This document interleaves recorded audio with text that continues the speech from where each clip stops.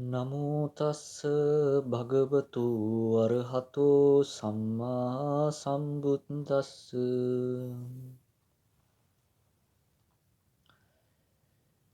Good evening, everyone. Today, in this evening also, we are going to focus our attention towards another Dhamma talk.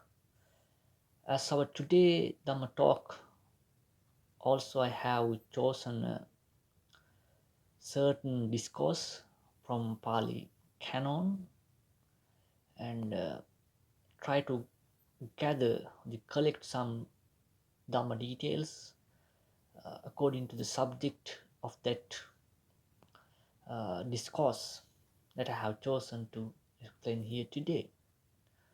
So this discourse hasn't been given a certain name in the Pali Canon.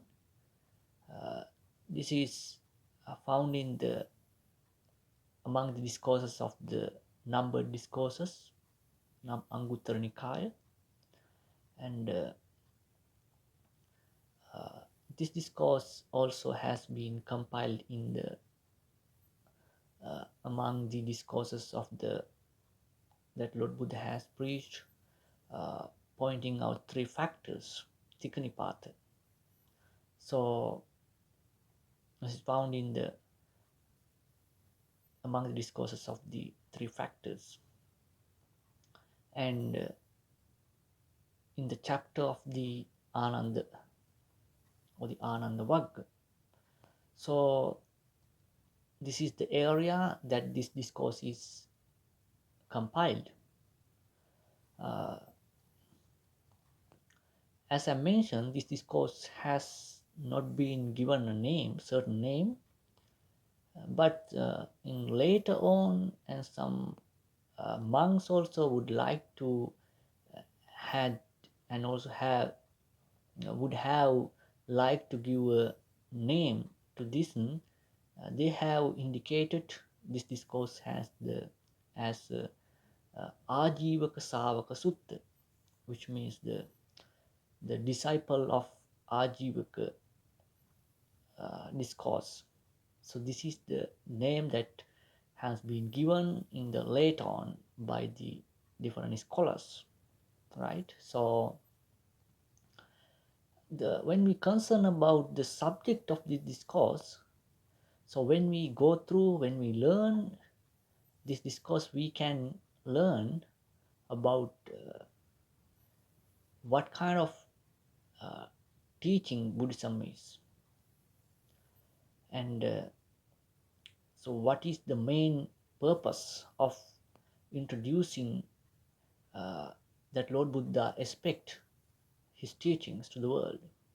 So like these ideas can be taken or they grabbed or they learn. First of all, I would like to gain the discourse as a story, then we can go as the second part of the discourse, we can go to the explanations, right? So when the Venerable Ananda, as I mentioned, this is compiled in the chapter of the Ananda, so therefore this is the kind of discussion that had been occurred between Venerable Ananda uh, and the disciple of ajeevaka ascetics, right? So ajeevaka here means the another uh, teachings that was at the Buddha's time, right? So at the Buddha's time, there had been very famous six religious teachers, except Buddhas, except our Lord Buddha, including our Lord Buddha. There were 7 famous religious teachers or the philosophers, right? Buddha has pointed out them in his scriptures, and all when the essence of those teachings of those different religious teachers, Lord Buddha have rejected, because the uh, Buddhism does not encourage the idea of the self. Buddhism encourages the non-self, but the other religious philosophers, anyone hasn't have the courage to reject and hasn't have the knowledge or the wisdom to reject the self-identification. Most of them have uh, encouraged the self-identification throughout their philosophies or the teachings. So in the basically their teachings, we can uh, divide into two parts, in simply uh, eternalism and the nihilism, right? So Buddhism rejects those uh, two extremes, and Buddhism identifies them as extremes, right? So Buddhism rejects them, both of them, and instead of that, Buddhism introduces to the world the causality or the cause and effect and paticca, that is the Buddhist emphasis, right? So, however, uh, this disciple was belong to uh, actually it hasn't certainly been mentioned in to which group or the ascetic group that this disciple is was belong to, but it just has mentioned ajeevaka sawaka, right? So he's a disciple of one of ajeevaka's teachings, right? So then this is, as I mentioned, this is a kind of discussion that had been uh, happened between Venerable Ananda and that had happened between Venerable Ananda and this disciple of Ajivaka, right? So then, first of all, that Ajivaka, this disciple of the Ajivaka, came to meet our Venerable Ananda. At the time, Venerable Ananda was dwelling at the monastery of the Gositaram, right? So when Venerable Ananda was there, this disciple came to meet him. So then he has made three questions to Venerable Ananda. Uh, what were those three questions? First one was the whose teaching is well explained, well preached, right? So this is the first question. The second question was uh, who's who has gone forth very well, right? Who has entered very well? Whose practicing is well, like that idea, right? Uh, Gain the second questions, right? Who is whose practicing is well, right? So then the third question, who has fared well, who has done well, right? Perfectly done, right? Who has done perfectly. So this is the third questions. Instead of giving direct answer to these three questions, Venerable Ananda has asked return questions. This Ajivaka Savaka, this person, right? So because it seems like Venerable Ananda hadn't have a good idea for what purpose this person came to meet Venerable Ananda and ask those questions, because at the time Buddhist scriptures show different a lot of evidences that at the time a lot of uh, other religious philosophers and the disciples of those religious philosophers had very much liked to uh, argue with Buddhist disciples and the Buddhist monks and even with sometimes even with the venerable our Lord Buddha, right? So Sometimes Venerable Anand also may have kind of doubt whether this person came to make an argument or make a debate with Venerable Anand, and also there's another aspect on this question, because at the time there were a lot of uh, religious philosophies. Sometimes people were confused by those different philosophies and the teachings, and everyone uh, revealed the different religious teachers revealed different aspects about the life and the ultimate goal of the life, right? So sometimes he may have been confused, right? So due to those confusions, sometimes he may have had come to Venerable Ananda to reveal and get the proper answer to those questions, right? So, and therefore, even the two, and when we concern about the Buddhist teachings, to these three questions, there are uh, three certain answers have been pointed out in the Buddhist scriptures, right? Instead of mentioning them directly to this person, Venerable Anand has asked return questions, and that's why I mentioned you. This is a discussion, right?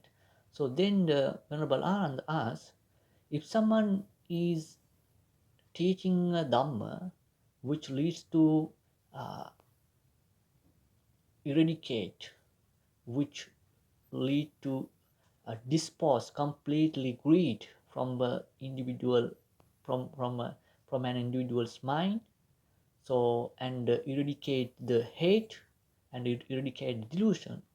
So if someone teaching is such kind of dhamma which lead to eradicate this greed, hate, and delusion completely from his mind, what do you think?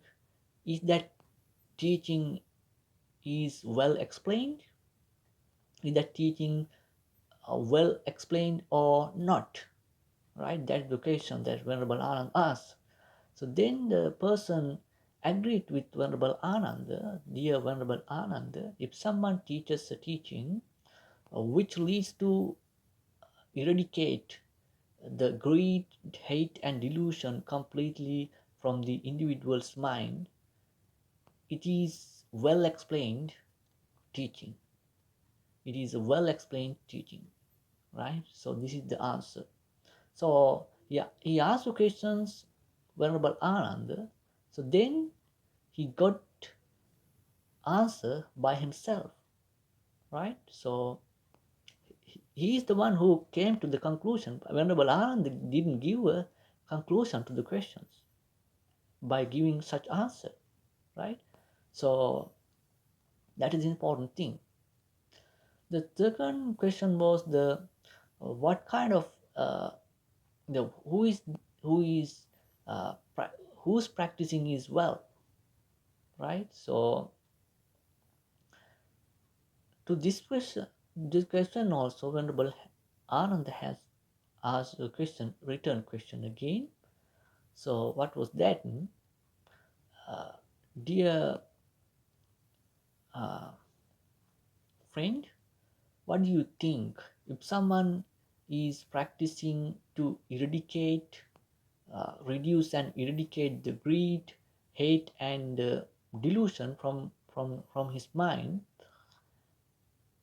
Has he entered very well or not? Has has he has his practice is well or not, right? So that questions. Then person agreed with Venerable Ananda, dear Venerable Ananda, if someone uh,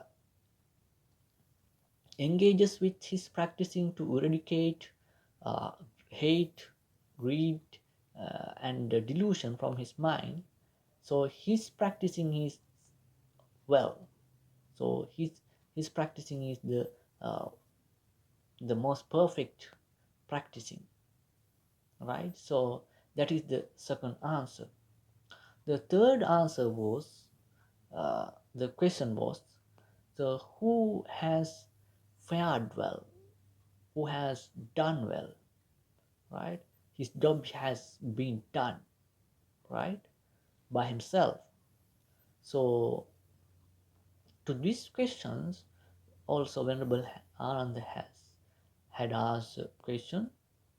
So what was that? If someone has uh, eradicated completely the greed, hatred, and delusion from his mind, so what do you think? Whether that person has gone very well or the has done very well or not? Then to this question also, that person has answered, yeah, Venerable Anand, if someone has eradicated the greed, hatred, and delusion completely from his mind, yeah, he has done very well. He's the one who has done very well, right? So this is the third answer. So, and then after having such perfect answer to his three questions, and he had gone forth as taking Buddha and his teaching and his disciple as refuge for his entire life. He became a Buddhist disciple, Buddhist lay disciple, and he mentioned about that uh, at the end of the Dhamma discussion to the Venerable Anand. Please, Venerable Anand, remember that I'll since today I'll become one of your lay disciple, and remember that. So and he has gone again. So that's the discourse in concisely. I try to give uh, the, this reveal this discourse, translating uh, as a narration, right? So I think you were able to get an idea. So the content of the discourse, right? Particularly, I wanted to uh, gain this discourse to give a kind of idea what the Buddhism is, right? So what is the purpose of Buddhism? And like that idea I wanted to give you, right? You already have got a got an idea. So what the Buddhism is, right? So quite easy. So Buddhism is all about to practice, and Buddha has introduced a path which is known as the eightfold path. So going forward with that path, as practicing that path consistently, we expect to reduce and control negative emotions, particularly hate, desire, and delusion from our mind, and finally we want to eradicate them from our mind for all the time. That's our ultimate goal. That is even the ultimate goal of the Buddhism, Nibbana. So when someone eradicates his mental and intoxicant, or the intoxicants, or the mental defilements completely from his mind, just like it the concisely it has been mentioned as three here in this discourse: hate, greed, and delusion, right? So he that person comes to a state which is known as the nibbana, or the emancipation, right? It is a mental state, right? So he can stop his journey, because the Buddhism, as I mentioned even in the earlier also, Buddhism emphasizes the cause and effect. So these are the three major causes, or the root causes, which leads us to uh, hanging on this sansaric journey, or the birth circle, right? So there are six type of root causes are taught, Already I have mentioned three, right? Hate, delusion, and the desire. These are unwholesome, and the non-desire, non-hatred, and non-delusion, these are the opposite side of those root causes. Basically, if someone can eradicate these the unwholesome uh, uh, root causes completely from his mind, the other three also become barren automatically, right? Because there is no way to control and control these negative emotion uh, instead of practicing opposite of this. So we practice opposite of this because if this room is dark, right? So we want to uh, if when we want to if we want to illuminate this room, we have to execute ourselves opposite for that, opposite for the darkness, right? the the opposite of the darkness is the light. We have to lit up light here, right? So that's in that way we practice at the from the beginning, right? So opposite of those unwholesomes, right? So then gradually we can control those things, and as when we increase the intensity of practice of our practicing, so then we get the ability to uh, see these defilements, and for and due to what kind of things that we make the greed, hate, and delusion in our mind. So when we see those things, the ultimate realities as well as in our body and mind completely, we don't hanging on those. We don't make any kind of desire for that. So to have such understanding, Buddhism introduces us a very specific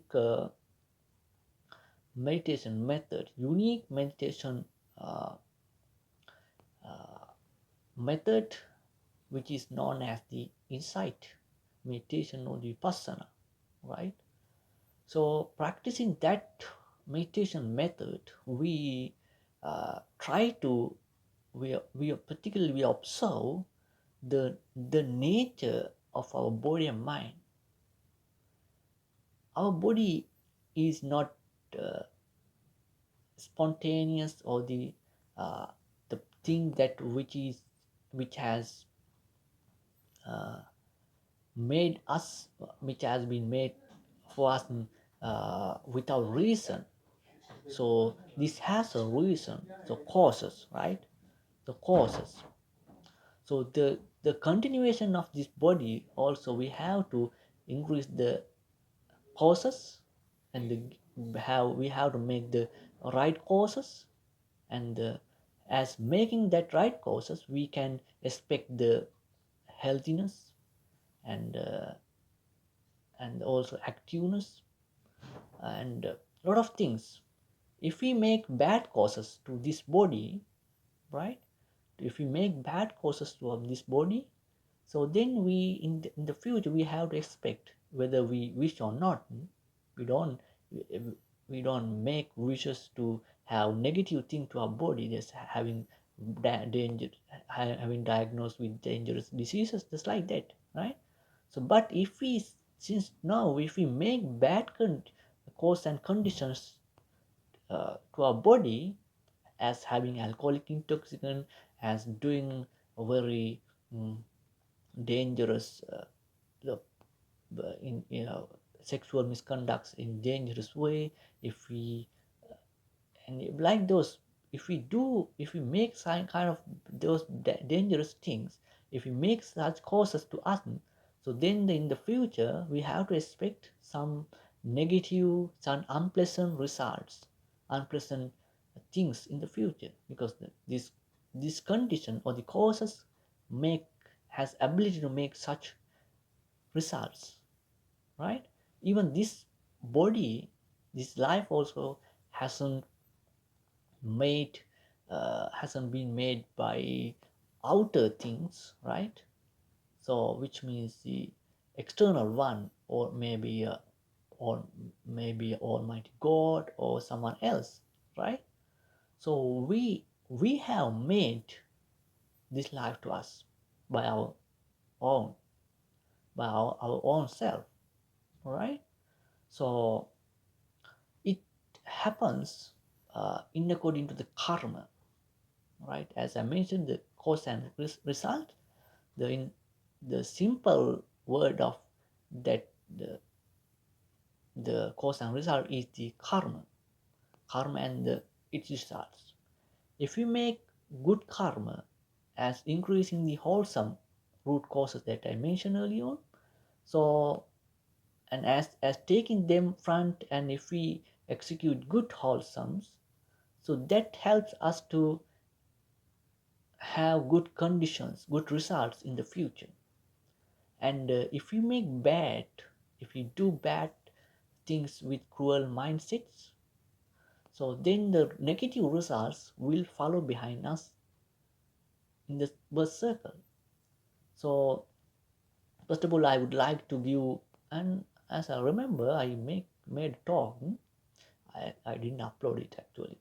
So however, how does this birth circle happen to us, right? I'll upload that one also, then you can check it up, right? So I therefore I don't take that much time to explain. I don't take time to explain how does this happen, right? So as I wanted to mention you how what we do as practicing vipassana, right? We investigate this body and mind, right? This body also, to have such way, there are very basic causes or the conditions, right? So we take foods and the karma and the mind and also external influence, right? Just like the when it is very cold, our body start to react for that, right? And the different uh, forms are created due to different weather, right? If it is very hot, then our body also make uh, makes different forms for that, right? So when we take food, so it creates uh, good forms into our body. If you take alcoholic intoxicants, those things, those those causes make bad, unhealthy uh, uh,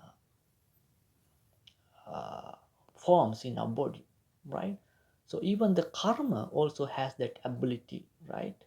And also the according to the way that we are thinking, if we are feeling with the anger at this moment, our facial expressions and our the physical attitude, all the things are changed.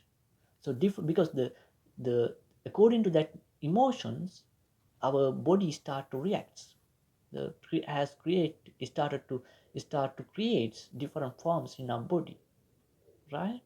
So and this, even though we see this is as a compact, right, one unit, as a one thing, but this body is made with uncountable elements. So we call in Buddhism rupa kalapa, which means the the the tiniest things in this world. We call that is the ultimate reality of the body, right? So those all together, this body has been made, right? This body has been made, and it's just like a sand mountain. When we see a sand mountain from a distance, so we see a very white, very bright, and a mountain, right? But when we reach to that, when we are getting close to that place, right? So we see that actually there is no mountain, that is made by very tiny sand pieces, very tiny sands, and when they are when they are in a certain place togetherly, and we see a sand mountain just like that. This body is also made by those uncountable forms, right? We investigate that. To investigate that, we don't use cameras and we can't see from our naked eye, it is clear. But we develop our mind gradually, and we, first of all, we try to grab the, we try to, we try to investigate, and we investigate the characteristic of those elements. Then we find hardness and sometimes softness, right? Our body and uh, and also these, as I didn't mention, the main substance, the contents of those elements. Basically they each of the elements or the that form, tiny forms, rupa kalapa, contains four major things: the water, heat, and air, and the earth. Or the earth means the hard, and like those, the earth has the characteristic of the hardness, softness, and roughness, right? Smoothness, lightness, like those characteristics it has, right? So when we investigate throughout that, when we investigate those way, we can really understand this is not a self, this is only the the continuation of elements, right? These elements are not longer with us, right? They are not uh, longer, they can't live long, very fraction of second, right? They are arising and disappearing, arising and disappearing. They are arising due to those causes that we make, karma, due to the emotion that we make, due to the aha, due to the foods that we take, and also the different the weather conditions, right? So due to these causes, these forms are made in our mind, in our body, and they are disappearing very fraction of even this moment also. Our body just like bubbling area, right? Bubbles are not longer, they are rising and disappearing just like that, right? So we can't see it. When we see through our wisdom, when we practice, we can't see, we can't find self with us, that we have given a name and that give a lot of value. We can't see that. So when we see that, we give up uh, the desire that we have, and give up the delusion that we have uh, kept with us for a long time, as thinking this is me, this is my, this is I, right? So when we, the most important thing is we should come to that understanding. So that's the expectation of the practicing persona. Even not only that, we not enough to is investigating the body uh, to come to that kind of conclusion, but even we have to investigate even our mind. So the technique is taught in Buddhism. So but the we can't jump up to that directly to that position, but it is a gradual path. As I mentioned, our Lord Buddha has introduced a path, right? It has eight component, right? Eightfold path, right? That is how it is known as. And uh, in basically these eightfold can be divided in three major parts: morality, concentration, and wisdom or insight meditation, right? So we have to start with the morality, practicing morality, and then we have to uh, concentrate our mind. When we concentrate our mind, we can we get that ability uh, to investigate, observe thoroughly, quite uh, easily, and without getting any exhaustions, so about the reality, the ultimate reality of our body and mind. So otherwise, if we are going uh, to see this the the directly observe the ultimate realities of this body and mind, it is not done easily. And when we practice such way, we become very tired, right? We would become very tired. So therefore, we have to have kind of concentration with us. So therefore, Buddhism recommends us to first of all practice the concentration and then enter to the this meditation, right? So that for that purpose, our Lord Buddha has introduced this path, these teachings to the world. So once we overcome that ignorance, that delusions, we are not longer hanging in this birth circle. We can stop this journey. That is the ultimate bliss, right? So for until then, we have to go forward whether we like.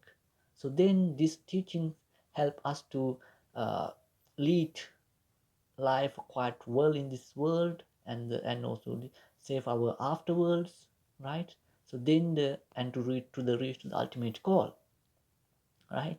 So for an example, when you concern about morality, so it the for the Buddhist householders, morality or the precepts are five precepts, right? So then they have only concern about five precepts, so they have restraint according to them. So when they restrain according to them, they have to they don't have to undergo such dangers what people at the moment are undergoing, right? They will never end up their life in a jail, right? They won't be killed by others, because he is becoming a very innocent person to the society, and very pleasant person to the person to the society and to the family. So when he lead a life, very trustworthy person to the society and the family, when he leads a life in according to these moral precepts, it starts with the refrain from killing. We don't even kill even a small creature. We Instead of that, as I mentioned, we can't kill animal without anger. So anger becomes the main cause of killing, right? The cruelty is another word of anger. So anger also has different characteristics. I will explain those things in later on and from another talk. Today is not the time. So however, this anger, without anger, we can't kill animal, we can't harm animal, we can't bully a person, right? So if we are doing it, definitely we are doing with the anger or the hate. So when we stop killing and harming and bullying, right, and insulting, which means we have control our anger, and instead of that anger, we're practicing loving kindness, compassion. In such way, we try to see the world. So we think, so when we see some people insult others, we try to kill others, we think, we try to think that if I don't like to have hit or the threat from others, others also same. They have also body and mind, the same emotions, right? They also get frightened as we get when someone is trying to hit us and trying to threat us, trying to kill us. When we think that way, our social interaction is becoming a very healthy, very friendly one, very smooth one. So we the the main thing is when we restrain ourselves in accordance with first precepts, when we refrain from killing and the harming, automatically we have spread the loving kindness and compassion to the world. We have uh, gave the uh, non-fear to the world, right? It is the huge bliss that if someone can do to the world. For an example, when we try to leave from our house, we always make sure whether all the doors and the windows are locked quite well. Why? Because we know a lot of thieves are around the society and around everywhere. They're always looking for to steal something. So then, so if we don't steal, what happened? We automatically have given non-fear to the others, to our neighbors, to and others. Sometimes they may have known, sometimes they may have known about that, but gradually, when we lead such honest life, they are becoming knowing about us. They are gradually knowing about us, right? So, what kind of person I am, right? So then they start to trust on us and spread our good reputation throughout the society.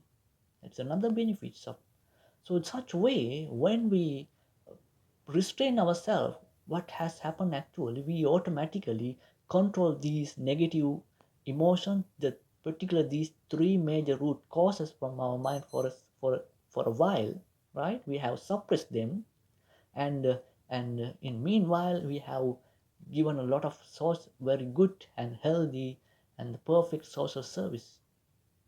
And also we don't give uh, kind of doubt, or the kind of doubt to our wife or the husband when we refrain from adultery, right?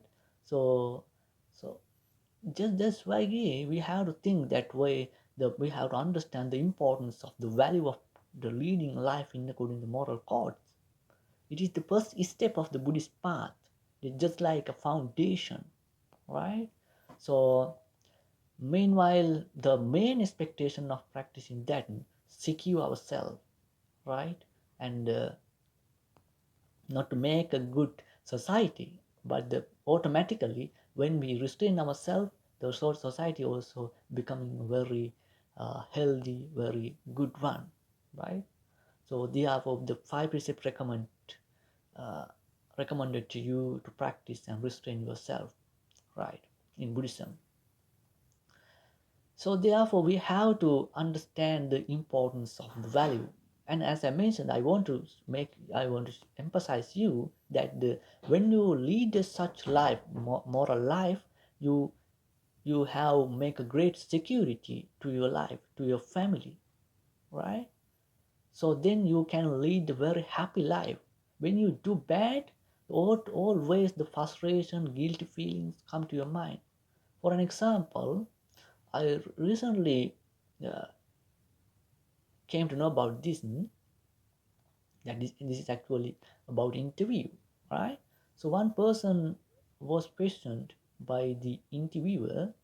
So what's the biggest regression that he has? Both him, he was an old person, and he was in his around his maybe around 70 or the 75 maybe, right? He was very old, but so then he mentioned when he was a young person, so he his his partner had gotten pregnant. While knowing about that, as while knowing about that, he had dumped her, right? So then when late on, and when he getting mature, so late on he understood what kind of mistake that he has done, and that old person is still regretting about that, and he was crying in that interview, right? So that's how the frustration, guilty feeling, and unhappiness and pain come to our mind and follow behind us for a long time when we do bad. So we have to understand that, right? So then yeah, you when you lead a moral life, you are that kind of guilty feeling, frustration, pain, you will never receive, obtain even your later part of your life. That is the most important part of your life. So reaching after reaching to your old age, right? After reaching to your old age, you have enough time, plenty of time to think, reflect, and to turn back and to think about what you have done throughout your life.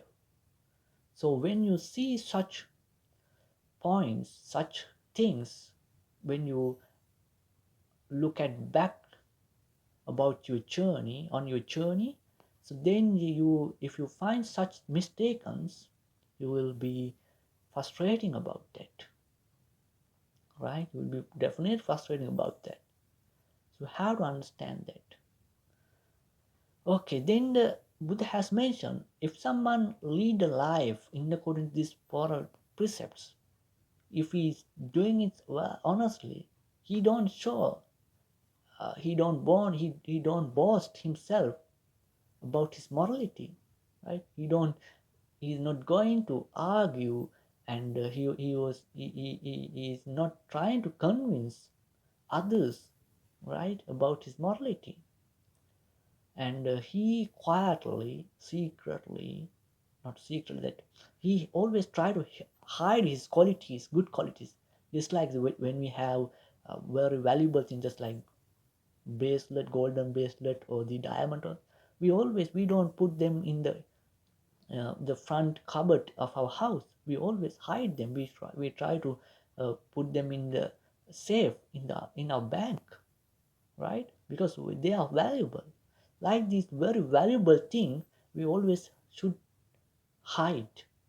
If we boast, if we try to open to the society them, it means the we put them into a trouble or the uh, threat, right? We have to careful about that. Okay, so then Buddha has mentioned in one of these courses, when Buddha was revealing about the benefits of the five precepts, the protecting of five precepts, as the third one, as the fourth one, actually, I'll explain them later on. That's all the things. This is the most important one. Asamullo kalang karoti. That is the certificate that Lord Buddha has given when person restrains his life in these moral codes and lead a moral life, right? So he will never die after being confused. He never die with the confused mindset. So if we are getting a confused mindset, sometimes it will happen due to the frustration and due to different things. The confusion can be happened, right? So but when we have a very peaceful death, it will enormously help us to save our even future, because as I mentioned in the even in the previous talk, you have definitely check it out actually. So that I made on the topic of the how does the birth circle happen to the individual, right, according to Buddhism. So uh, and according to the mental environment that we create us at the near the situation, our next life will be decided. All right, so we got to be very careful and about this, and we always make sure whether we can continue, whether we can have very peaceful mindset at our near situation. These five precepts will lead you for that, right? So then you have to understand that in such a way, understand this, the very first, the foundation of the Buddhist path. The So this foundation is the key to have the good concentration to our mind. Without this, without first the mind with the without with the mindset of frustration or the guilty feelings and a lot of troubles, and with the mindset with the unhappiness or the pain, we can't concentrate such mindset, such mind, right? We have to have very relief, very serene, very light mindset with us when we go to sit and try and to the meditation, right? So the that lightness of the mind is the key, the happiness of the and the is the key of to have the good concentration to your mind. So therefore we have to, this morality helps you for that, you want to develop your the next enter to the next step of the Buddhist path, right? So these each step has the mutual combination, right? uh, so okay, no, I think that's enough. I think you may have taken a little idea about for what purpose that Buddhism has been laid out by our Lord Buddha, and how that teaching helps us to secure our this life and this and on the afterlives or the birth circle, and how does it help us to uh, overcome all the mental disabilities and eradicate those mental root causes which creates this birth circle to us, right? So I think you were able to get such kind of idea and understanding. So, and now I'm going to wind up. Thank you for listening, and may all these meritorious energies help us to uh, reach to the emancipation or nibbana, ultimate goal of our